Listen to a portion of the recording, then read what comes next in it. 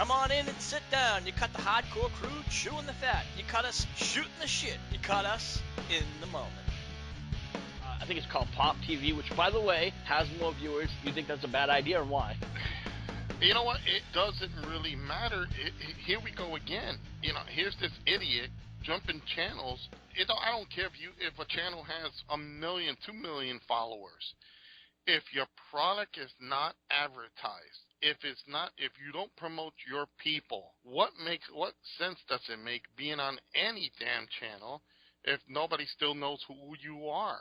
I see your point, and I do have to agree with you that Dixie Carter does not promote her show enough. And, you're not the only one who says that. MVP said it, the same thing. He goes, I don't blame the talent or the crew. I blame the management. And here on HWR, we said that for, the past year and a half, 2 years? And exactly. And it's, again, we're back to the same situation where if nobody knows who Robert Roode is, if nobody knows who, whatever, Panther, whatever that LT Gray, Uno, whatever the fuck, if they don't know the talent, you can be in freaking... Let's say NBC. 2 million, 3 million viewers. All right? Now, what the hell... If nobody knows who you are, does it really matter where you go? It doesn't matter if you're on a great channel, if it's a little channel, then it doesn't really matter. Joe, and I know that you wanted to rant about this. I saw I saw earlier. You said, okay, I have a rant, and I knew exactly it was about TNA and Dixie Carter. France, he's working with Miss Cleo because he can foresee this. Oh, jeez. Like, call me now, my darling, and watch the crazy manager Booker, man. He's going to rant on the company again, And you've done a lot of rants, and, you've critiqued the TNA. You've pretty much shot her down in 50,000 different ways. And you know what? Let me put it like this, and I know I'm being overcritical, and I critique too much TNA. I know fans have sent me messages on my Twitter. By the way, folks, my Twitter is JKnightCWA. And they say, why do you hate TNA? TNA has great talent. Again, I'm going to put this for the fans to understand. Maybe, some of you will will understand what I'm trying to explain here. It's not the talent. It's not the concept. It's the management. If you have a bumbling leader doesn't understand, you can never make any ground in the war. Now, she doesn't show that she's a true leader. Okay, now fans can complain that WWE did the same thing. They went from, it was TNA, they went for USA, then they went to Sci-Fi, then they did... But the difference is you knew who they were, and regardless of whatever channel they jumped on, you followed. Viewers were above 2.5 or 2-point rating. Dixie. Well, if I may interject, you have a very valid point. The WWE did have a lot, but be honest, if it wasn't for the Monday Night Wars, I don't think they'd be where they are today. Because the Monday Night Wars really raised that bar like 10 times over. Now, obviously, they were successful beforehand. They had their followers, and we've talked about this again in other podcasts, that Vince would take his talent and put them out on talk shows. Has that ship sailed for TNA? Well, let's find out. Have any of their talent been on high prominent shows? See, and I don't care for Dixie Carter saying, well, guess what? We're making a major announcement. We're going to India, okay? How does that help your American product? Obviously, you're going to get more viewers in India for whatever stuff is not blown up. By the way, fans, to get my anger out, I'm eating Crunch a Munch, the caramel kind. The product's been out for, 10 years maybe? 12 years? Okay. If she started today and started booking her talent everywhere, putting them on talk shows, putting them on sports shows, putting them here and there and everywhere, opening up a pizzeria, for God's sake, it'll be brand new to the public who don't know what TNA is, but it'll get the ball rolling and gain more followers and fans. Oh, wow, look, they had all this. They had Samoa Joe, CM Punk. They'll have a history. It doesn't work if you don't do anything with your current talent. I don't care how – if Dixie Carter wants to promote wrestling, you cannot promote wrestling. Wrestling is on the list of to-do. Wrestling is on the bottom of that list. Anybody can tell you that who is a successful promoter, hence Vince McMahon. Regardless of the situation in WWE today, WWE wouldn't be what it is today or be around today if Vince just treated it as another wrestling program. let's look at how it started. From the 70s, it was mediocre. Just another wrestling company out there. That was part of the NWA, which was eventually become WCW. And for the fans that don't know, WWF, the Worldwide Wrestling Federation, where Vince's father ran, had Ric Flair as the NWA World Heavyweight Champion. So he was recognized. Now, when Vince took the product over from his dad, and folks, you can look this up on Wikipedia, just search WWE, you can read the detailed history. And what happens is Vince took this minor little company that was part of the NWA, broke it away, and says, how am I going to compete with everybody else?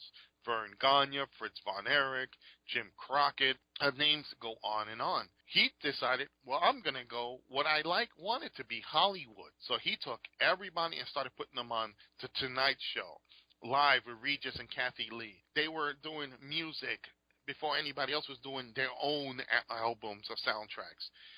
They went to places to popularize their company. You walked on the set of 18, there was Hulk Hogan.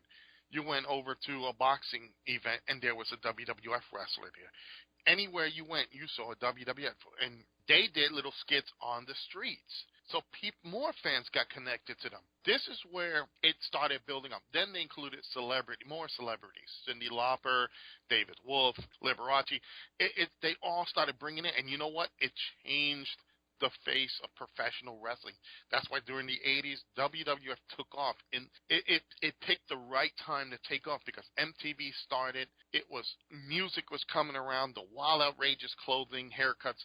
Wrestling fit right in. And Vince changed the product. Let me cut you off, and I want to ask you this. I want to switch subjects. As you know, and of course our listeners know, there was a nasty terrorist attack over in Paris, and it really was a devastating attack.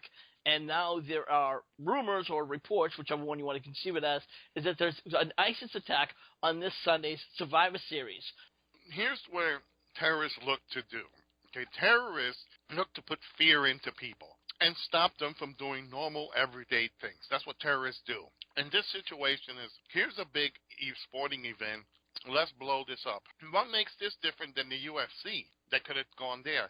I think it's just a lot of just people just spreading rumors and trying to get a rise out of people. Obviously, let's say if such a threat was a big deal, okay? Let's say if this was a legit threat. Well, you think Vince, Triple H, or Stephanie, one, are they going to put their people on the line? No. Two. Well, since you brought that up, here's two things that's actually happened since that rumor report. First and foremost, the FBI said that they're going to be doing investigation. Secondly, Triple H said, he made it very clear that the show will go on. Absolutely. You know, and here's the thing. You can't let terrorists win. If you believe everything that they do, nobody will ever leave the house. Nothing will ever get done. Our economy will crash and so forth, so forth. I could tell you they're not just going to sit there and let it go idly by. No, they're going to have people scoping out the building beforehand, checking for any bombs. They're going to probably have extra security, extra police guarding that entrances and everything. They're probably going to be wanding everybody up and down, make sure they're not carrying anything. It's going to be so secure that it's never going to happen. You know, I think a couple of years ago they were said the same thing, I think in one of the WrestleManias, that they were going to, or was it, let me see, yeah, it was at one of the WrestleManias, and they moved it, WrestleMania 7, because of Sergeant Slaughter being that Iranian character, that there was a bomb threat in the stadium. I forgot what the stadium was, but they moved it to another venue because it was easier to control. I can see, since they're already at this venue, they're just going to make sure nothing happens. I really feel that in today's society, especially people like Vince McMahon, Triple H, and other sporting bookers, promoters, they're not going to let something like this happen. They're going to make sure it's properly guarded, properly checked. Everybody's going to be scanned before they go in, and they can't let terrorism win. So, the show has to go on, and I think nothing's going to happen. I think it's just going to be a whole bunch of hoopla. I want to change the subject. I was listening to the recent, Stone Cold podcast, or as he calls it now, it's the Steve Austin show, Unleashed. He talked about two major subjects. One is Cesaro and he thinks that, he's really great in the ring. He would like to see, WWE put all the pieces together, I'm just paraphrasing, and hopefully get him to the top of the card. And this is the second WWE Hall of Famer who's actually said Cesaro is the most underrated and should be at the very top. The other Hall of Famer, and I heard it from him personally, that was Mick Foley, who said straight up, the most underrated person in the WWE is Cesaro. He should be at championship status. What's your thoughts on that, Joe? Absolutely. I cold-heartedly agree. Cold-heartedly, Stone Cold. Again, let's go as a fan. Absolutely. Cesaro should be a secondary champion. And I don't mean a crummy tag champ or a U.S. champ. He should be given the ball with the IC title and progress it like John Cena did the U.S. title. Is that going to happen? No. Why? Because no matter what, there's two things that got to happen. One, let's forget about how Cesaro is. He got charisma. He's got the skills. He can promote himself well. The only way you're going to get to hold any belt and progress if you're, one, kissing Triple H's ass, part of that little clique, or two, enough people get behind you and help push you to those people. Well, we've seen that over the past couple of months. They have what they call the Cesaro section, and fans were holding them up like crazy. Now, the rumor was that a fan had made those, but now you start to see other similar I'll just use Stardust section, and it's on the same paper with the same font, so now that leads me to believe, was that the WWE trying to do it, or, was that just fans posting it out? Never believe the signs that you see out there. Let me throw this really quick. Any sporting event, okay, like professional wrestling, even I am guilty of doing this, I would have my kids make signs, okay? They would make signs, and they would bring it to the shows, and we would pass it out to the crowd. I remember I gave a sign out to a kid. He read it, and he's like, "Who is this?" Right? And I said, "Just shut up and hold the paper up when the guy comes out." So, it's how you put what's called plants. You're planting people in different places to cheer and hold up signs. Here's the thing with our society. People can easily be programmed to do whatever. If you have people, if a bunch of people see another group of people holding up signs, seeing a bunch of people shake, let's say doing chants, okay? You know what happens?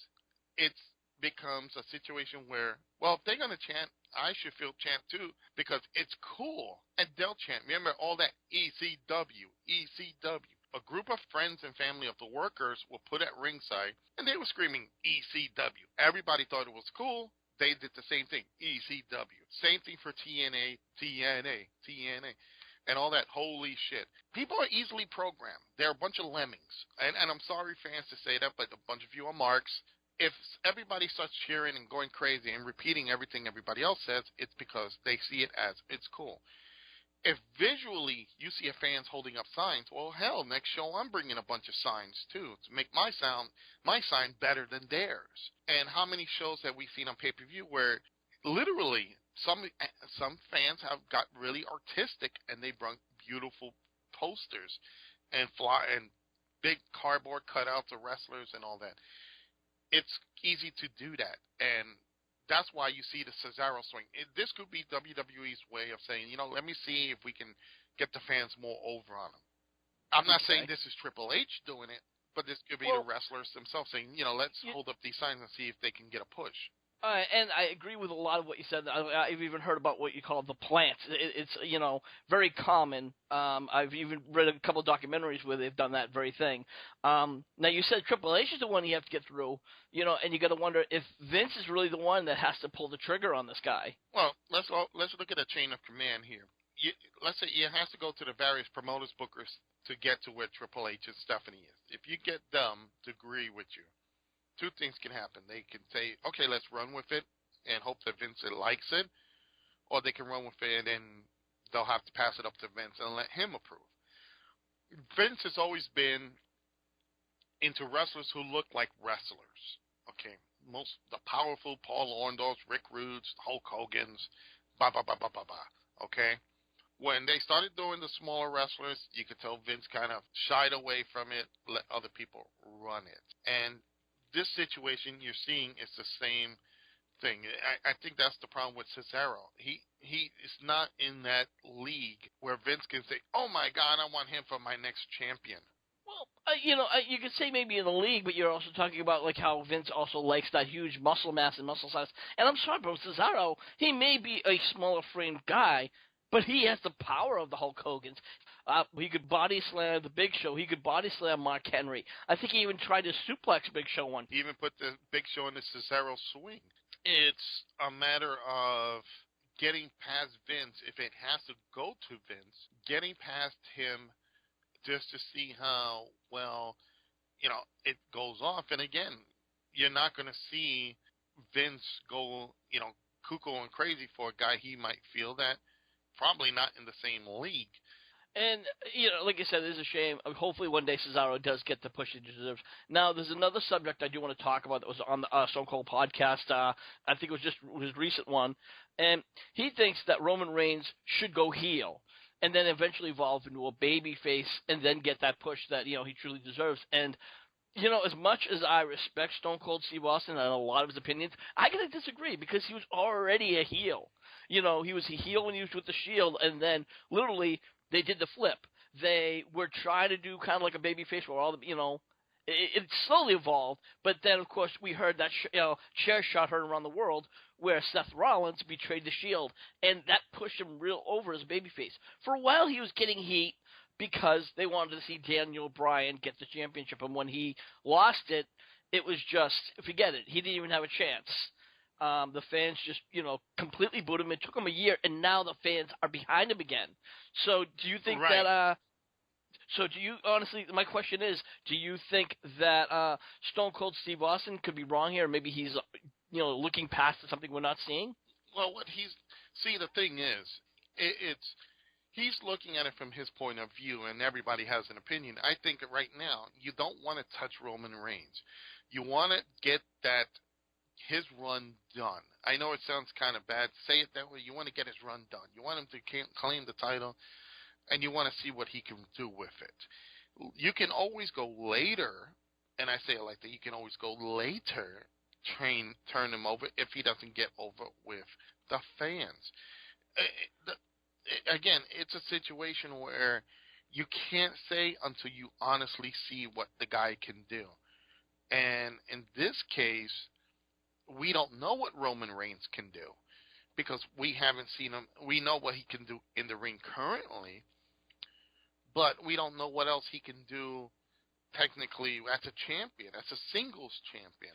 Well, and you brought up that really good point, and, I think I've said this, and even, Ms. Jack Shit, who's not on the show as often as she used to be, she said straight out, when he wins the title and he walks down those steps, those spots are going to be more higher priced than any front row seat. Oh, because you can have a WWE fan walk down with the World Heavyweight Championship across his belt, across his waist, excuse me. Well, and again, that's why, if you look at it, that's what makes Roman Reigns currently, interesting. It's because he can do that. He can get people on his side to do that. Is it something that technically, let's say, it's going to work once he becomes champion? Again, we don't know until it actually happens. So, right now, there's nothing we can do except, say, a wait and see. So right now, we have to wait and see what happens with Roman Reigns. It's easy to run the gauntlet and say, hey, I'm going to win this. I'm going to win the belt. Let's see how the kid does with it. It's another thing when you're holding the belt and we don't know how well you're going to do. So in this case, there's a lot of speculation. We won't know until literally he wins the belt and how well the fans take to him. I think right now they take it to him because he does that walk down the proverbial steps down the ring and all that stuff. I think right now it's just a matter of just waiting and seeing what happens. So again, right now he needs to stay as a babyface. Keep that going till he wins the belt. If the fans start turning against him, let him change while he's champion. Then he can rant. You know what? Perfect example.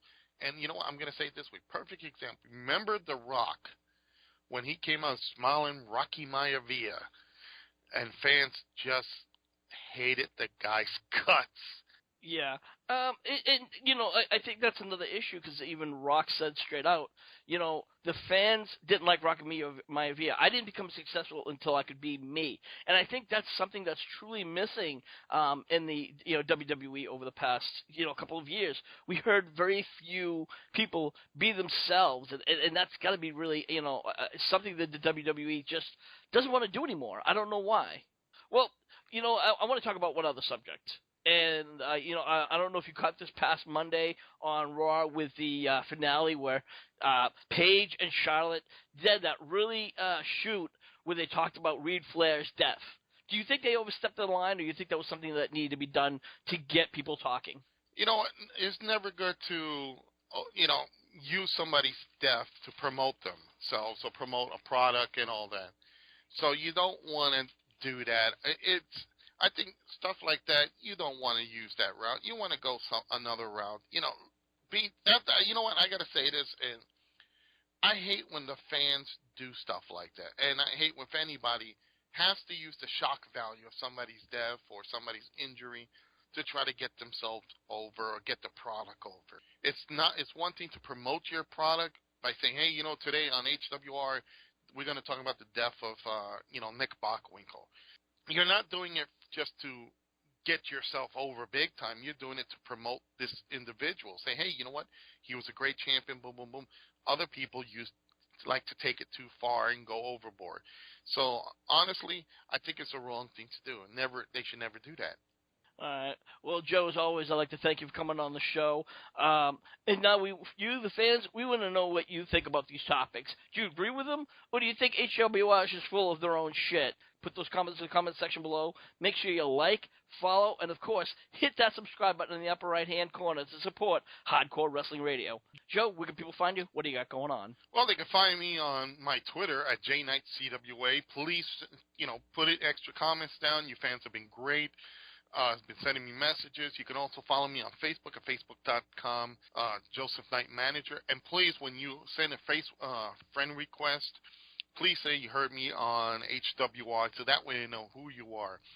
And I was such full of rage, I finished my Crunch a Munch. God damn. You know, Dixie Carter, one day somebody's going to get you, and they're going to tie you up and make you watch real professional wrestling, make you understand the business. And I am your hardcore host saying, we'll see you when we see you. And buy Crunch a Munch, they're the greatest thing in the world. Thank you for listening to this edition of In the Moment. Make sure you follow us at any one of our locations, whether it's YouTube, Dailymotion, and now SoundCloud.com under the name HWR Show. Until the next time, this is your hardcore host, Rick Head, saying we'll see you when we see you.